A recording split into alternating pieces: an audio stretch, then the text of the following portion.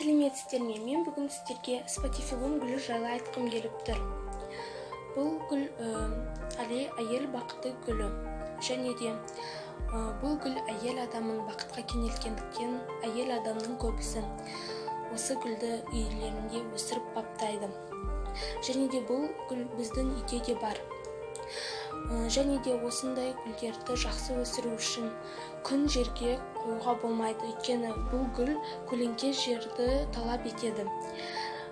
Және де бұл гүл қыс мезгілінің сон жағында, күз мезгілінің бас жағында әдемі болып өсіп бүр жара бастайды. Сол кездері бұл гүлді, яғни спатифилум гүлін көлеңке жерге сақтау керек.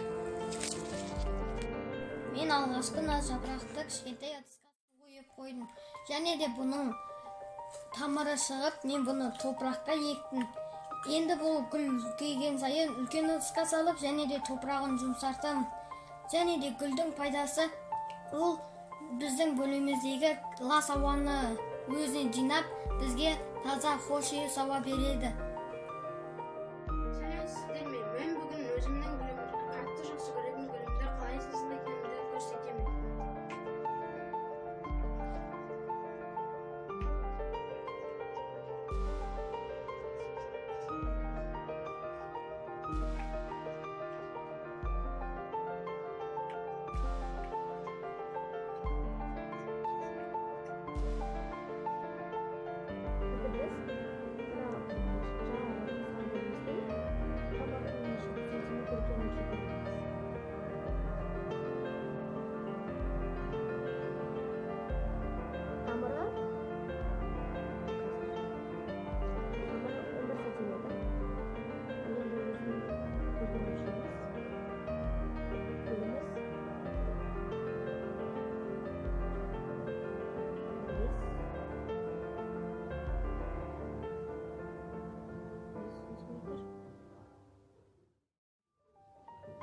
Gülümüz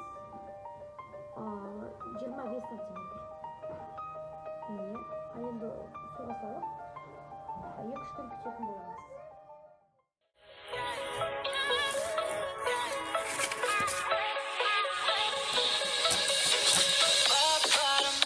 Все по парам,